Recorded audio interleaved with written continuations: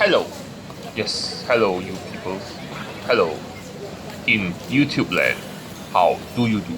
We're heading towards a familiar place up ahead. Yes, as you can see, we're heading towards Albert Center Market and Food Center. And we're actually along Albert Street now. Yes, a street not for vehicles, but for people walking. And we are walking to this place to get some food, Singapore food, hawker food. Delicious, delicious, delicious, delicious Singaporean food. And this is the place to come to get that if you are in the Bugis area. Yes, Bugis area. So join me as I get in here and eat some food. Oh yeah, this is part 3. And for our food adventure today, yes, our food adventure, we're heading to a store that sells noodles. An old school style noodle store. And here we are at traditional wonton noodle. And they sell wonton noodles or noodles with dumplings. And how do I say this? Originally, when I ordered the food from this store, when I walked past this store, I never saw a queue. I didn't really have much expectation for it. But I must say, it surprised me. And this is what I ordered. I ordered the small portion, the small size of the wonton noodle.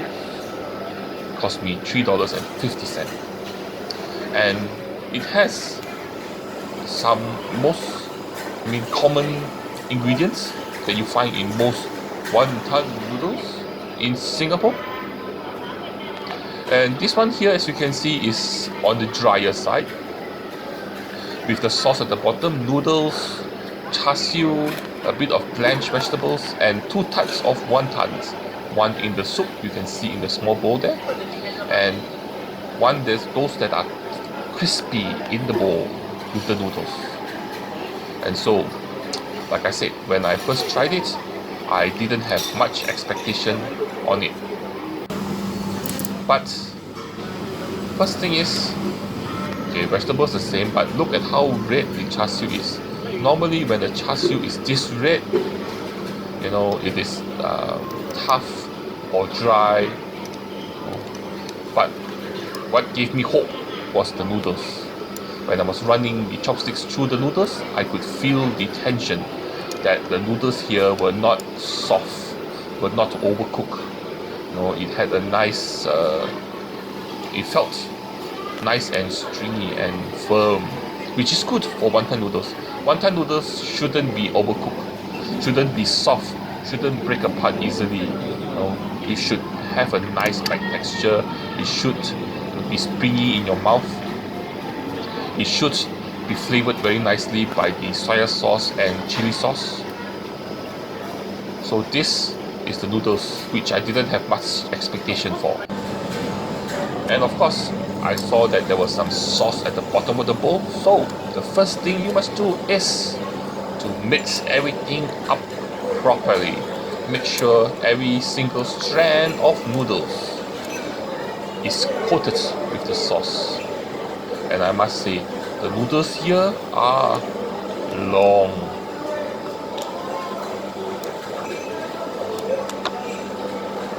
I ordered the small version of wonton noodles with chili, and portion size seems to be quite nice, quite good. Char siu, vegetables, deep fried wonton. The deep fried wonton should give it a nice crunchy texture, but what important is for wonton noodle is the noodle itself.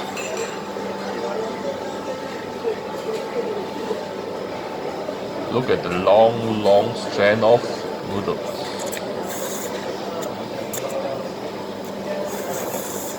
Well done. I must say that is a very good slurp of noodles. And I was surprised. The noodles cooked well, still nice and springy. Noodles done well, flavored well with the soya sauce and chili sauce. I did like that. And once I started eating, I couldn't stop. I just keep eating and eating and eating and eating. Because the noodles here, I must say, done well, even though it's a small portion. For a small portion, for the price, they do give you, good amount of noodles. And the noodles here, as you can see, is super long. And then I was even more surprised when I ate the char siu.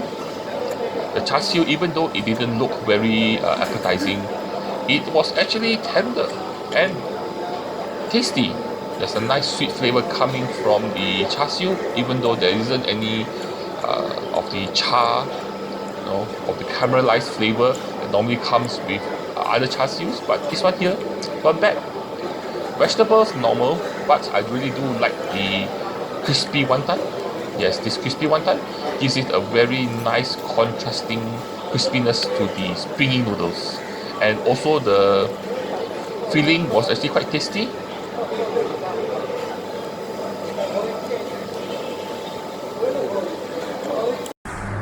And up next, we are going to have a snack item. Yes, let's have a snack. Not a breakfast, not a dinner, not a lunch, but a snack. And we're coming to this store for that snack.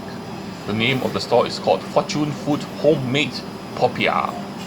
And here, they make popiah, kueh pie tee, mochi and rojak. But we're coming here for their popiah.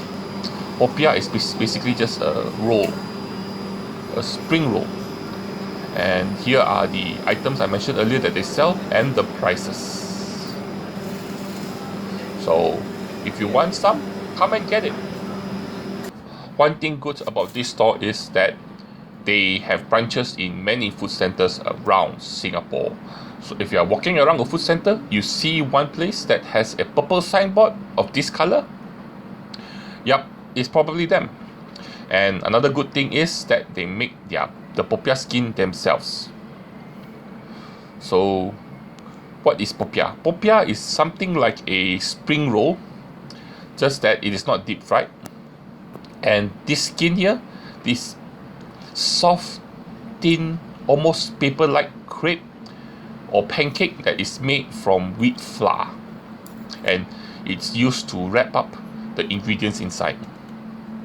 Just let me show you what's in the inside there. First of all, the main ingredient in there is turnip. Yes, boiled turnip or steamed turnip.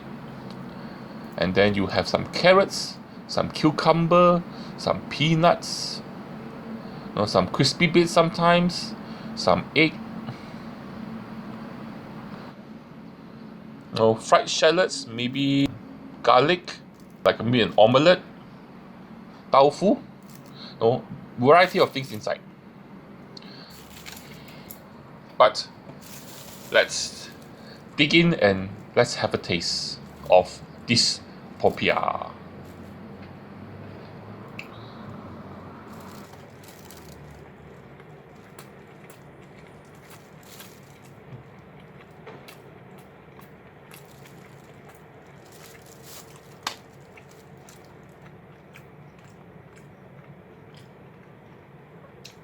Definitely stewed radish. Looks like stewed turnip, not radish. Stewed turnip, peanuts, cucumber. Can see there's carrots in there. Egg.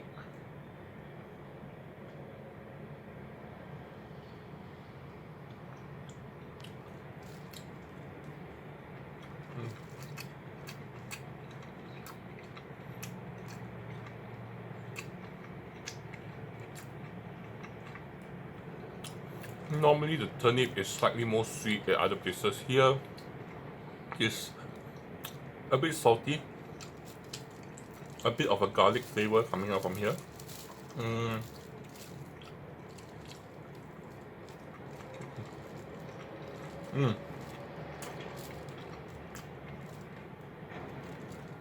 Since they make their own popiah skin, the popiah skin here, nice chewy, very good. Then turnip texture, salty, a bit sweet, a bit garlicky. I think they put garlic, deep fried garlic bits in here. Just take away, I think there should have been some crispy parts here, but I think because since I take away and bring it back home, it got a bit soggy, so it's no longer crispy.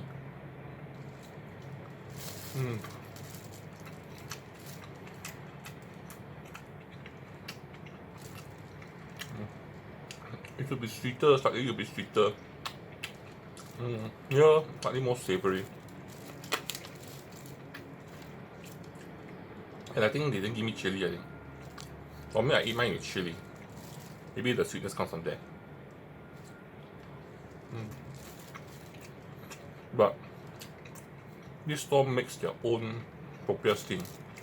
So when you're trying to eat, first of all, I think they use 2 layers and nice chewy bite texture for the popiah skin. Very nice. Not the best, but they do it very well. They also have branches in a lot of food centers around the island. So if you do see that sign,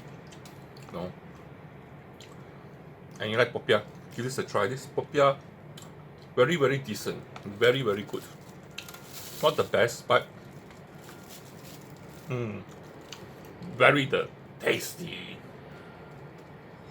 And let's head towards another store and let's have some noodles this time.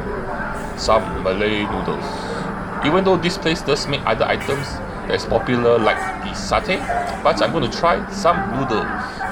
And the name of the store is called Pondok Makan Indonesia. And this place here sells a variety of items, as you can see on the board there. And we're going to try some of the noodles from this store. So, from this store, what we ordered was their mee siam, which cost me $3. And siam or Siam is actually the old name for Thailand. Yes, but if you go to Thailand nowadays, you don't actually find this exact dish. You may find something that tastes similar, but not exactly the same. So here, this dish here is mainly popular in Malaysia and Singapore, and it's supposedly to have been inspired or adapted from Thai flavors. And so what you get first of all is the broth here, a spicy, sweet, sour, light gravy. And this gravy here, made from this store here, they do it really, really well. That is because the gravy is made from a rempah spice paste with tamarind and salted soya beans. And so they do it very well here. The flavors, I do like it. Because of the spice paste they use, which is actually quite tasty, quite delicious, quite nice. And then you add in some lime for a bit of sweetness, a bit of sourness, or extra sweetness, extra sourness. And then, as you can see here, is a dish made from rice vermicelli noodles and a gravy and a piece of other ingredients like tofu, and then of course you put in the sambal chili, which adds in extra spice, extra flavor, and then a hard-boiled egg. Yes, I really do. Actually, when I came here, I actually quite enjoyed this dish, because I mean, a lot of places in Singapore you can get a dish that tastes very similar to this, also very good. But here, I think it's their gravy. The gravy here has better, more complex flavors in there. And when you taste it, yes, oh, it is good. It is very good, and it goes very well with the rice vermicelli noodles, or they call this bihun in around here. And because the noodles can absorb the gravy, and when you pick it up, it still holds on to some of the gravy, so you get the full flavor of this delicious gravy, which is really, really good, really, really nice. And if you like mee siam, honestly, This is one of the better mee siams that I've tasted. And look at this here, all the gravy dripping down from the noodles. If you eat the noodles faster, you have more of the gravy in your tummy. Yummy, yummy tummy. So this stall sells, the usual Malay noodle dishes like mee rebus, mee siam. Oh, oh yeah, the whole hard-boiled egg in my mouth. Oh yeah.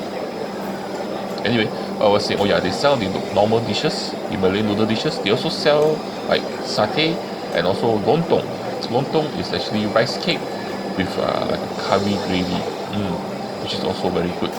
So if you do come here, you want to eat some authentic Malay dishes, Malay noodles, this is the place to come. And here they do it very, very well, and it's super yummy. One thing I like about this place is they do not, a lot of places they will stinge on the spices so that it tastes diluted. It doesn't hit the right notes. But here they use enough spices to flavor all the ingredients, and so because of that, this place is really good. And I do enjoy coming here to eat all the different types of Malay dishes, Malay noodles. One thing I haven't tried yet is their satay. So one of these days I will have to come and give that a try.